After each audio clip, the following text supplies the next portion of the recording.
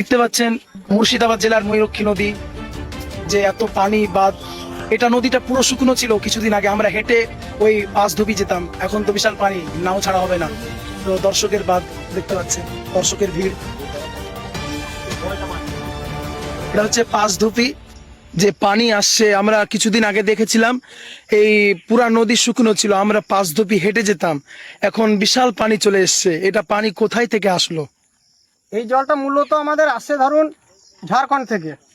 এবার আচ্ছা। আমাদের এই মিডিলে একটা তিলিপাড়া ড্যাম আছে, এবার ওখানে জল সংরক্ষণ করে। তারপর তিলিপাড়া থেকে আমাদের এই বৃষ্টির জলটা অতিরিক্ত পরিমাণে বাড়লে তারপর আমাদের নদী দিয়ে পাস করে।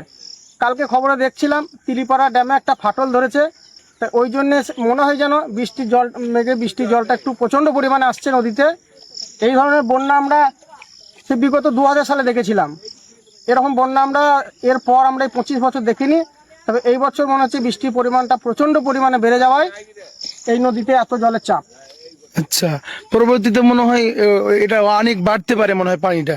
হ্যাঁ, খবরে যা শুনছিলাম যে এই বৃষ্টিটা অতিরিক্ত হওয়ার কারণে আজকে এই দুপুর নাগাদ প্রচণ্ড পরিমাণে জলটা বাড়তে পারে।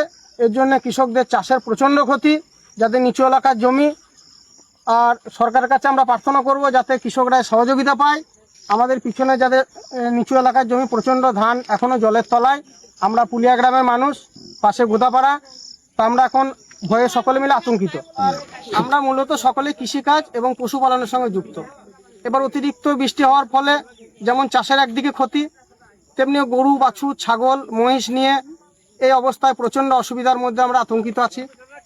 এবার দেখা যাক, বৃষ্টির পরিমাণটা যদি কমে তাহলে বৃষ্টি কমবে, না হলে আমাদের প্রচণ্ড অসুবিধা। তো এখন যাদের ধান চাষ চলছে তাদের কি অবস্থা এখন? ধান চাষিদের মাথায় পুরোপুরি হাত, কারণ যাদের নিচু এলাকার জমি, ধান একবারে মাটির তলায়, তারা এবছর ধান পাবেই না। আচ্ছা, সরকারের কাছে কি আবেদন করবেন? আমরা সরকারের কাছে আবেদন চাইছি যে যারা কৃষক, যাদের জমি আছে, যারা চাষ করেছেন, খেটে খাওয়া মানুষ, তাদেরকে সরকার যেন কিছু সহযোগিতা দেখ, আর বিডিও সাহেব এসে নিজে ইনকোয়ারি করুক। আচ্ছা, ঠিক আছে।